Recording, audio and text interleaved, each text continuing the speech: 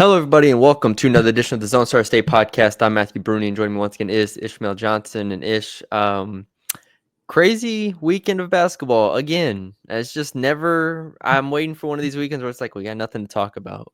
Yeah, but then we have everything to talk about. I mean, Texas Tech, Houston, off rip, 20 seconds. I don't want to waste any time. Yep. That is the win of the year in the state of Texas. Oh, God, yeah. At least in the state, probably in the country. I was about to say, if we're talking like context, everything included, probably in the country. The game starts, and I'm sure a lot of people already know this, but let's recap real quick. The game starts 4 minutes, 3 minutes, 4 minutes into the game. JT Toppin goes to throw a pass over his head when he's getting double teamed. It flares his leg out, and it kicks. Who did it kick in the groin exactly? Oh God, who was I have the mental image. I don't remember the number. Regardless, flares his leg out, kicks the defender in the groin. They go to review it. Tugler, thank you. Yeah. They throw him out of the game. Flagrant 2. Unbelievable act. A play that we've a play that countless players have done. You're doubled, you see a cross-court pass, you jump and you overhand pass it, and you just happen to catch somebody, right? Like that's how physics works, right? Your legs are gonna flare out a little bit if you're trying to, because here's the other thing: you're also backing up, right, as you're trying to escape the trap. Like countless times we've seen that, and his leg happens to catch Tugler, because credit to Tugler, he was right in his grill, right, and that's where it has to be a no call in that situation. Like you have to let Tugler be able to play defense. I'm even okay with it being a foul. Maybe, but in my opinion, that's a no call, because you have to let Tugler be able to close in. But you also have to be able to let, in my opinion, you have to let Toppin be able to move and do that. So, like, again, yes, I would have been okay with a technical or whatever, right? Yeah, maybe a technical. Maybe a technical, maybe. Because I don't know how the offensive foul, like, or where they go back one, and right? review it, and they're like, okay. That's the flagrant one's the incidental, right? Yeah. Yeah, so like, okay, maybe a flagrant 1. Yeah. A flagrant, that's insane. Because like a flagrant 2 imposes that it was intentional. That he saw him and he was like, I'm gonna kick you. And this is like, it's not in Draymond Green's cases, yes. Right, yes. There's is not what happened here. And it is absurd that he was thrown out of a game. And I 5 minutes into the game, less than 5 minutes into the game. And I, along with everybody else, every other college basketball fan in the country, was pissed off because now we have to watch this game, and we don't get to see, arguably, if not inarguably, the best player on the court. Yep. Like, he's just gone. And you're already on the road against a great Houston team. And so Grant McCasland responds exactly how he should have responded. You could argue maybe he shouldn't have got thrown out. I don't care.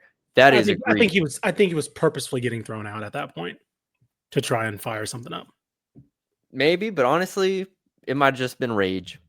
Definitely true. Like we've overwhelmed with. I was about to say, UNT fans know Grant can have a temper too when things really do that. But like, I think there's a showiness to it that I think Grant also kind of knew what he was doing. I think he was testing the limits of how much I can get away with, right? Because either he stays and then he rallies the troops, or he gets tossed and he's like, y'all better finish this, kind of. And then we can talk about the hard thing, which I agree with, but the hard thing is it was 4 minutes into the game. Sure. Yeah. Right. Like, that's fair.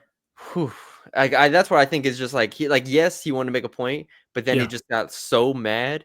It was like, all right, screw this. Like, I am beyond upset right now. Yeah. And so again, your best player gets ejected on that. Yes, it was a lot of rage. It was a lot of him sending a message. And so all that happened the first 4 minutes. From there, I will say, I can't remember if I'm trying to think what happened. Like, did he get thrown out? Did they assess 2 techs at that moment, like at the same time? Okay, yeah, or was it like tech and then he keeps 2. reacting, then 2? Yeah, yes, 1, and then he reacts more than 2. Okay. It wasn't. Yeah, it wasn't a double at the moment. No. Yeah, okay, I got you. 1, because then I believe. Maybe I think he goes to check the monitor. He looks at a screen of some sort. I think it was on the bench or something. He looks and then at the screen loses it again. And then he comes back and he's like, he was passing the ball. Right. And he was not happy. And then he fires his notes into the stands. Yeah. Then it was just gone. Yeah. So all that happens. And lo and behold, Texas Tech goes the rest of the first half, scores 41 points on Houston. We already know how hard that is in a half of basketball to score 41. Yeah, I mean, that's hard for some teams in the full game. yes, great. What was it? BYU scored 36 or Yeah. someone scored 36 in a full game against them. I mean, it's impressive because Darian Williams, we talked about it last podcast, didn't play the past couple games. They get And him you back. also lose. So that's huge. Yeah. And then you get him back and you lose Toppin. So it's like a 1-for-1 deal. You're like, okay, damn. Yeah. From Houston's perspective, just in the first half and kind of for the game, it's like Emmanuel Sharp is still battling that ankle injury, and we'll talk about him later. Like he's going to miss this entire week, like the 2 games they play this week. So both teams were already hobbled. We get great offense on both sides, and then it just keeps going into the second half. And I don't know, in terms of the big game takeaway before we even get to the overtime, like I thought the offense and the toughness that Texas Tech played with, not to turn. I mean, they only had 13 turnovers, but they played really in control. They won a lot of their one-on-one matchups, which you have to do against Houston because, I mean, they don't get put in rotation very easily at all, unless if you're beating them off the dribble. And yeah, Hawkins, 17, Chance McMillan, who's been incredible the past month, 23 points, Kerwin Walton, 14, and then you just kind of, even Christian Anderson, who I thought was going to have to take like a step up offensively in spurts, especially in the overtime period and stuff when they were just like saddled with fouls and everyone was in trouble. He didn't even have a great game, and they still managed to have a really good offensive performance. So from Texas Tech's perspective, this is an absolutely stunning show of offense that you don't see people do against Houston. Yeah. And like, to me, I think we saw the obvious changes that Grant's made in terms of his confidence in a lot of these players to play, particularly offensively, because there wasn't a moment where usually Houston has these moments where a team just, I don't want to say quits, but like a team just stops trying to do what they're trying to do, right? Where it's like, we're playing their game. Okay, they've won the pressure battle. They've won the tempo battle, right? So we just playing their game now. And Tech never really did that. Like Tech continued to push the ball. Like the one thing Houston does do is they give you like, I don't want to say they surrender the 3-point line, but they do give up 3-pointers, right? But they kind of give you like, they do it in a way where they're okay with you taking those shots. And guys like Chance McMillan and Elijah Hawkins were just like, okay, cool. Like I think it was Hawkins who hit that deep three. Like Hawkins hitting 4 threes in this game is massive because he's not a great shooter. Right. And so but Houston's like a team that, again, they're going to give up a good amount of threes, but you're not going to necessarily shoot a great percentage. But they were so daring with it and so aggressive with it. Credit. I mean, we can look at. This is one of those rare games where I can look at this full box score and look at every single player and say, yes, like you contributed to, like Federico. I know that he fouled out in overtime, and I know that he had 1 point. Dog, he was in the torture rack that entire game because he was their only. I mean, of course, they had Yalaho who kind of finished the game, who ended up finishing the game for them. But Federico had to play a lot as the only big, because I believe the only other tall player they had was Darian Williams.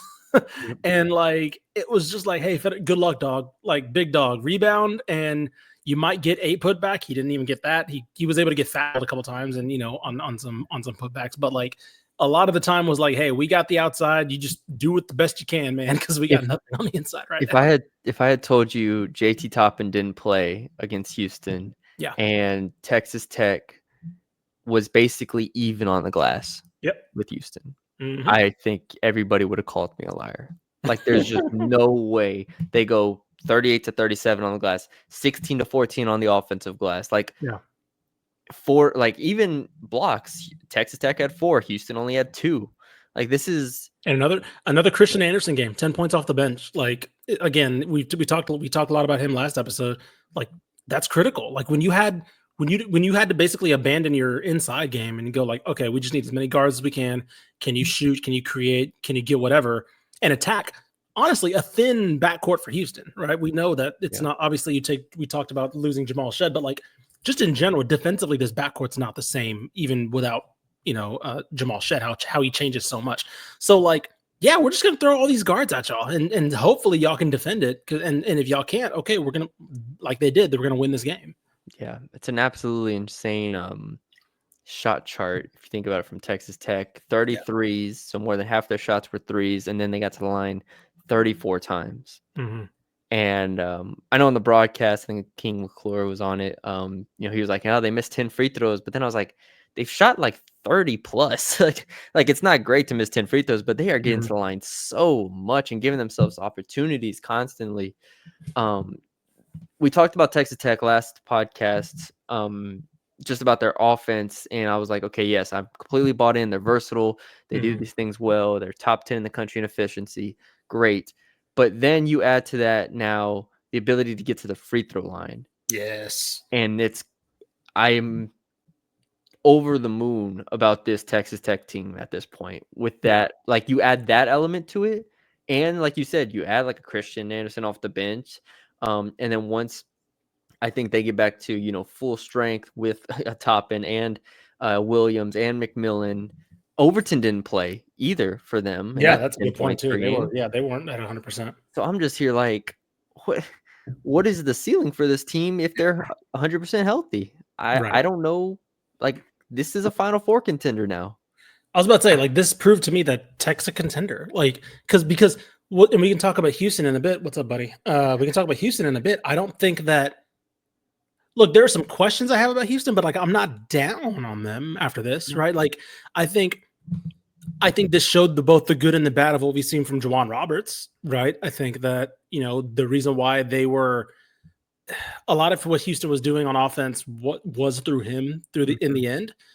But also, he kind of had a bad last like 3-4 possessions. So again, the good and the bad. So but overall, I don't look at this and I'm like, what's happened to Houston? I look at this and I'm like, Tech's here, man. Like this Tech team, every question we were having, all right, buddy, I'm going to take you down. Every question we had about this Tech team culminated with this game. I was like, they can go out and lose this by 20. And all this is like, cool, Tech's fine, but they're not anywhere near. Not only did we said that. I was okay when they went to overtime. I was like, this team, I was sold, right? They went to when they were winning in the last couple of minutes, I was like, I'm sold. Like, this is all I need to see. They have no JT Toppin. Grant's throwing things in the locker room right now. He's in timeout. So I'm sold on this team right now. I don't think I have anything else on Texas Tech. If we flip to Houston, like you said, I'm not overly concerned about them at all. Like, I think they can still win this conference. They probably will win this. Honestly, this was just a fantastic game. It was a fantastic game. And the funny part about, it's not funny to Houston fans, I guess, but the 4 of their 5, they've gone to overtime 4 times. They've lost 3 of them. Obviously, the exception being double overtime against Kansas. And then if you remember, that very first game against Auburn was the highest quality of like basketball you could expect in November. And so you have their losses. It's like Auburn, Alabama, San Diego State, and Texas Tech.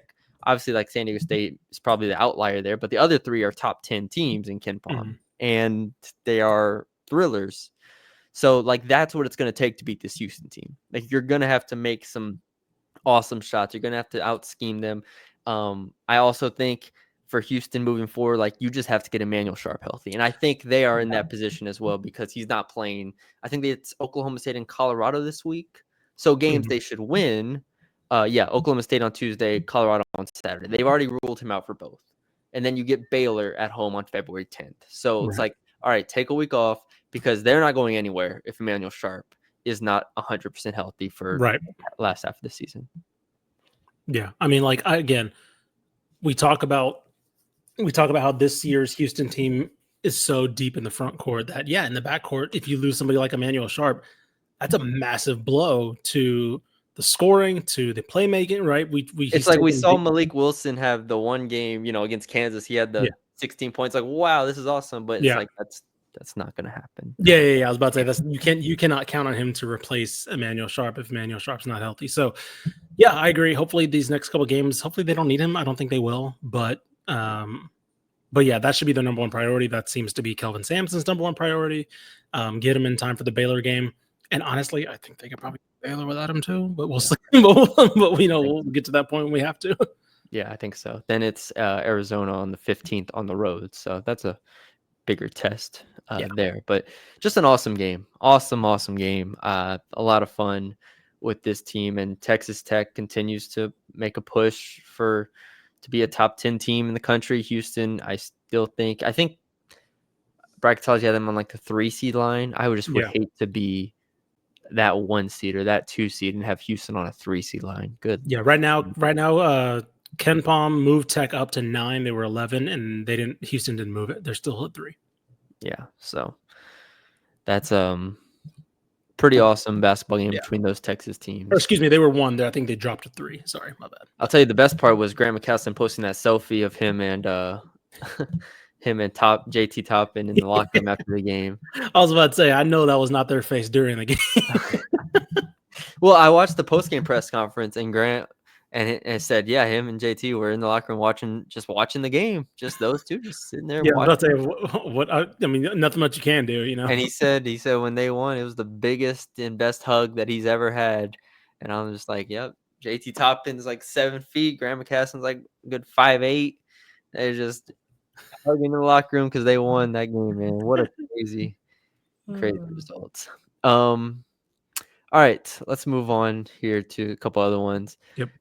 We've talked about Baylor every pod the last 4 times, so I was ready to just not talk about them because they were down 20 points. I think it was 19 technically. 20 points at halftime, and I was just turned it off. I was like, all right, I'm going to go live my life. It's over. Baylor is not ready. And honestly, they looked even more than just not ready. They looked lethargic at home against Kansas. And I was like, oh, this is bad. Like Fran Fraschilla called out like Norshad Omier on the broadcast in the first episode. Said he doesn't look like he's trying. And I'm like, yeah this is alarming stuff. Yeah. So I leave. Mm-hmm. And then they win the second half 60-30 and win 81-70. So I texted you. I said, well, in my mind, Baylor still sucks because I didn't do that. But this is absurd. I don't know what to say. And VJ Edgecombe even left the game in the second half. Yeah. And they still find a way to win. It was Rob Wright's best game of his career. At this point, honestly, I'm ready to say he should go to the draft because I think he's a first-round pick at this point. 24 points, 9 of 16 shooting, 6 assists, 3 turnovers. This dude is awesome. Rob Wright is awesome. Yeah, I was gonna say I think it was the largest blown lead in Kansas basketball history, which is nuts to think about. And yeah, like you're starting Rob Wright even if Jeremy Roach is healthy, right? Like, this isn't a debate anymore. Or at the very least, you play him together. But like he starts. Like he does not go back to the bench now. Him and Edgecombe, we'll see about. We'll see about him, but like that thing is working now. Whatever that backcourt is, right? That is working, and I just don't. I would try. To me, I would say it's hard because I feel like the balance would be off with this. But I would try Jaden Nunn off the bench. I would try. Jaden Nunn has to prove it to me at some point that he's worthy of being on the court at all. Like I think for me, I think you have to start Jeremy Roach. And I wonder if the balance doesn't work, then I think you got to consider him bringing off the bench. Like I don't. I'm fine with it. Yeah, I'm fine with it. Like I'm thinking of like quality wise, yes, he should be up to be coming off the bench. I'm talking like politically. Senior like from Duke, you probably paid a lot of money for. Decision. Yeah, Scott Drew isn't. He can do that. Obviously he's that caliber of coach, but like. Scott Drew knows why he got Jeremy Roach there. He's not going to be like, all right, big dog, 6-man time. He's not going to do that. Jaden Nunn, though, we got to have some talks.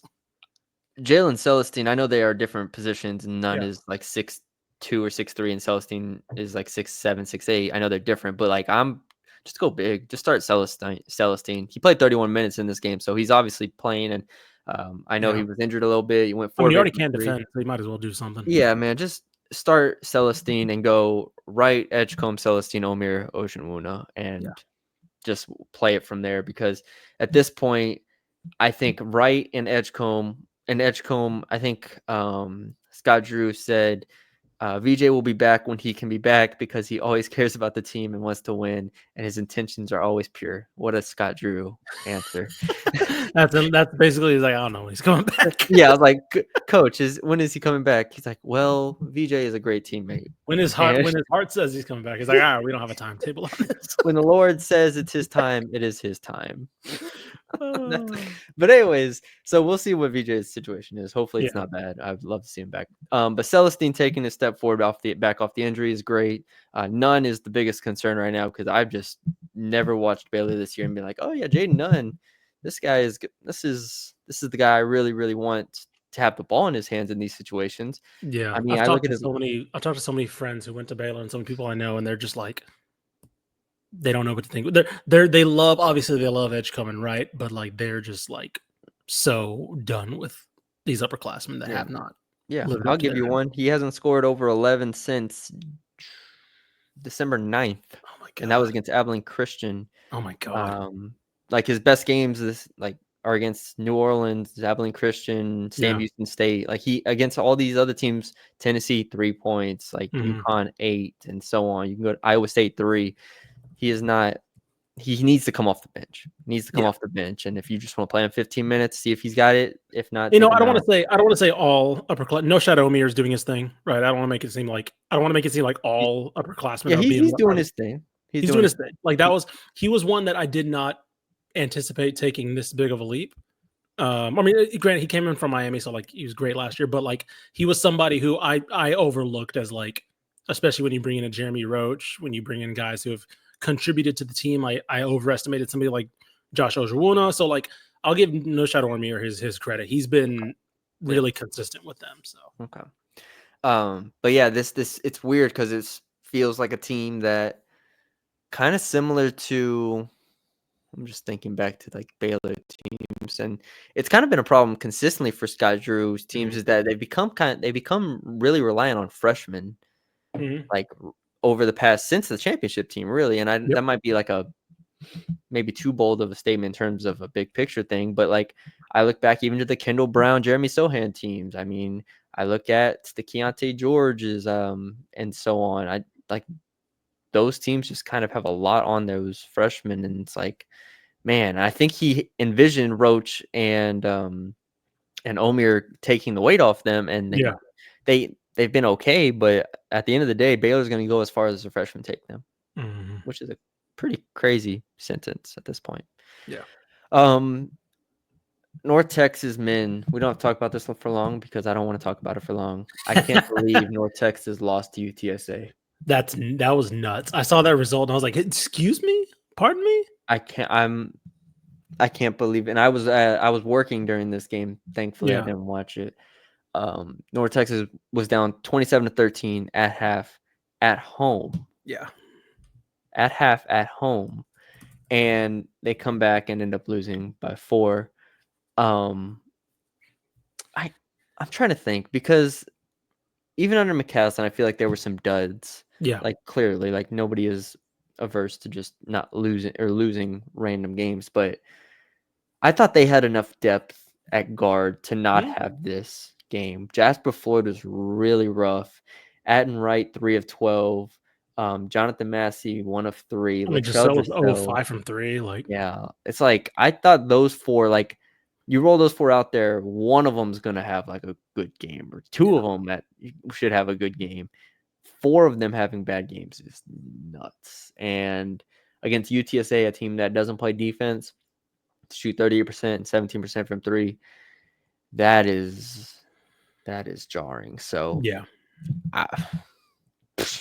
congratulations to UTSA.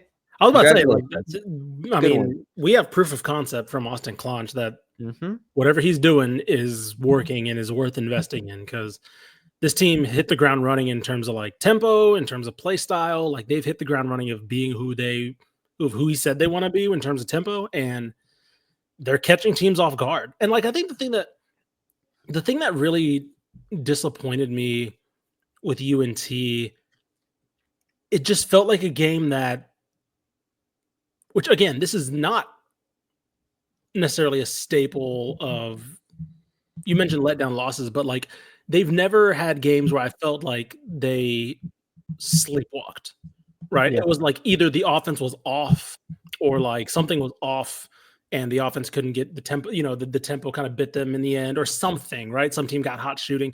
This just felt like the way they started the game, it just looked like they were like UTSA is going to roll over and it's going to be fine. And like some of the careless passes, some of the like weird half court, like UTSA collapsed the defense so easily to where I was like, did y'all think that this was going to be an old UTSA team? Kind of, in my opinion.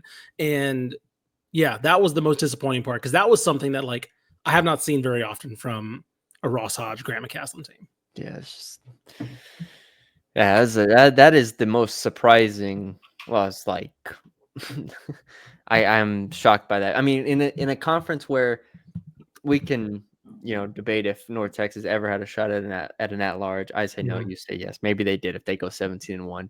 First of all, I'm not even worried about that. Yeah. But Memphis is going to lose another game or two. Like they just beat Rice by 3. Like Memphis is going to lose a game at some point. And so for the conference title race, you had to keep winning and kind of stay right there with Memphis. Now Memphis is 8-1, North Texas 7-2, UAB 7-2. And you don't leave yourself much margin for error here. Yeah. And now they have UAB on the road tonight. So and to credit UTSA, I'll say they had a really good game plan. They basically just like looked anytime UNT put something in the post, it was trap. And like all of a sudden, UNT had to make some type of tough post out of the post. And then on offense, anytime somebody drove from the top of the key, somebody was cutting baseline, and it was like somebody was there for a dump off, somebody was there for a kick out. Like it, I'll give 100% credit there to Clonch. He saw something there that could be exploited, maybe the way UNT struggles passing out of the post or whatever, right? It would just look like he keyed in on that to be like, this is something we can exploit. And, credit to him, man. He pulled off a huge, huge win. Probably UTS's best win in how long on the men's side? Yeah, probably a while. Yeah. UTSA is now 10-11 overall, 4-5 in conference play, and they're the highest ranking in KenPom since 2021 for UTSA. There you go.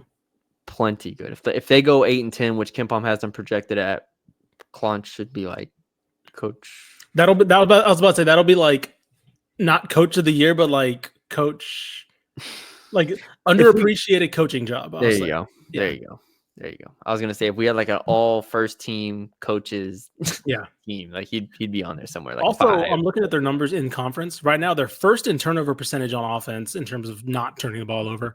They shoot the best free throws and they have the least amount of non-steal turnovers. What and then they, of course, this is not surprising. They're number 1 in 3 points attempted as well. So they are a very fun team to watch. 5th on offense, 13th in defense. Texas Southern men, real quick, one to give a shout out. We talked about the women last time. Texas Southern might have the best record when you combine men and women. Are we back? They're 7-1 in the SWAC, and their loss is to Southern, who is 8-0 right now. So you have a really, really tight race with 1-2 here. Yeah. But I look at their schedule. They play Pine Bluff, 363, and Florida A&M, 333, Bethune-Cookman, Grambling, and then they get Southern on the road February 17th. And when I told you, I was like, oh man, Texas Southern, they're putting it together because they just beat Prairie View. I said, Kavion McLean. Kavion McLean has now scored 20 plus in 4 straight games. And when you look at his stats, they are absurd. He's top 100 in the country in assist rate. He's shooting, 48% from 3 in conference? 48% in the conference, yeah. Something stupid. He started at Abilene Christian last year. So I knew the name. And then I went back and, you looked at his stats and looked at his highlights. It's like, okay, yeah. So not only are they playing, I think, good defense, the top 200 in the country in defense, 2nd in defense rating in the conference, but then offensively, you just throw it to McLean, and here we are. Yeah. 7-1. I went back and watched, because they have it on YouTube, I went back and watched a little bit of their game against Southern, and that was a game they were losing by about 20. Came back to lose only by 9. I think they got it within 4 at one point. It does feel like it had, like you mentioned, it has that feel of a Johnny Jones team, right? Where you mentioned the defense, and then it also has the feel of a team that struggles when, and sometimes against offenses, against good defenses, when they have the ball. The one game they did lose, you mentioned to Southern, was a game that it wasn't a good K'Von McClain game, because that was one game I was watching that game hoping to see, a little bit of what he showed, and ironically, it was after that game is when he really hit their stride, and they obviously started winning. But that was one game I do wonder, do they play him again? When do they play him again? Yeah, they play him February 17th. So they'll probably still be, I think Ken Palm has him as an underdog in that game, but I do wonder now, what they have, if they realize kind of what they really have in K'Von McClain, if the game plan's a little different, because he was a lot of really on the edge of that game, kind of like floating, drifting around. He still had his shots, but I think he had maybe 10 shots in that game. So I wonder if that's something that definitely changes now. It's nice not having to wait till the postseason to talk about Texas Southern. I know, to care about. They're in a regular season title race. This is great. I say that, it's funny because last year we talked about it. It's like, oh, they were 12-6 in conference. Yeah. They were in the mix, and then they still made the conference championship game. They just lost to Grambling. 2 years ago, obviously they made the tournament. They won that. The year before that, made the tournament, won the play-in game against A&M Corpus Christi. So it's refreshing to see that Texas Southern, Johnny Jones still got it, man. He still got it. Real quick on the women's basketball side, I want to give a shout out to UT Arlington women. We talked about that team and how fun it is from our perspective in terms of knowing the players that they have on the team and just being like, oh yeah, we've covered them for multiple years now. I mean, even Talia Clark, Avery Brittingham, Nia Threat, like Zoe Nelson, like this Coy Love. I remember going into the year, we were like, oh, wait a minute. I think when I did my the rankings for like front court, back court, and all this stuff, I was pretty high on them. Let me see where we had their projections going into the year. But they're 7-1 now in conference play. Before the year, we had them at 10-6. 10-6 going into it. So that's pretty it looks like they're going to surpass 10-6 at this point. So I did want to give them a shout out. Nice. Yeah, they keep winning games. And then the other one was Stephen F. Austin. Lamar. It's like, do you want to look at this from the positive side? I was about to say, let's look at it from a little bit of a positive real quick. Stephen F. Austin is a Texas team. Yes, we had just kind of not written them off, but it felt like they weren't living up to it. And I think they had already had 3 or 4 losses in conference, but we knew how good they were still. And so for Lamar to lose a game to them isn't shocking. I will say the one thing about Lamar, you look at the last 2 games that they've lost, Southeastern and SFA, the defense hasn't been where we expected it to be. Like, you give up 72 to SFA, you give up, I believe, a 70 plus to Southeastern. And so it's like, that's kind of where we knew they have the offensive firepower now with Sabria Dean, Cash Davis, go down the list. But defensively, it feels like they're taking a dip right now, which is not good. Yeah. I wonder. I know Acacia Davis didn't finish the game that they. So I'm wondering what's happening there. If there's something to kind of keep an eye on. But you mentioned it. It's the defensive end. They only gave up 60 to Southeastern to correct myself. There you go. But they're also giving up quite a bit from 3-point range. That's kind of been the biggest difference, I think, is they're allowing 34%, I think roughly 34% against them from 3-point range. This isn't a team that obviously on the offensive end does not shoot very well. So they remind me of the grit and grind Grizzlies, where it's like, they're going to beat you up one way. And, eventually those Grizzlies run up against the Warriors and there's no mathematical, way for you to beat that.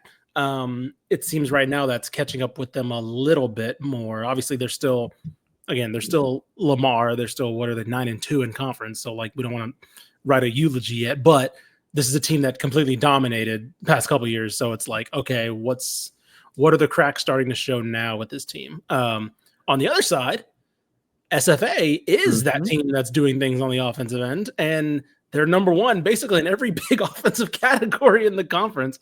First in field goal percentage, 2-point percentage, 3-point percentage, 36% from three. So they are, credit to Leonard Bishop and the squad there. They are doing things that we kind of hope they would. We're just hoping they can sustain that a little bit.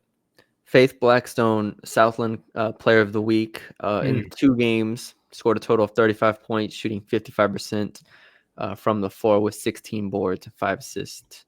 Nice. And by the way, I should mention, I believe like her and Ashlyn Taylor Walker and Trinity Moore, they basically have 3 rebounders on their team and then nobody else rebounding the ball. It's very much like they're like, you know what, we're not like, let me see, are they averaging? Yeah, look at this, 6.7, 6.2, 6, and then 4, and then 2. So like there's nobody else rebound after those 3. So it's like, hey, if they don't get a rebound, we know what we are. I think they're middle of the pack, if not like bottom half of the conference in every rebounding metric.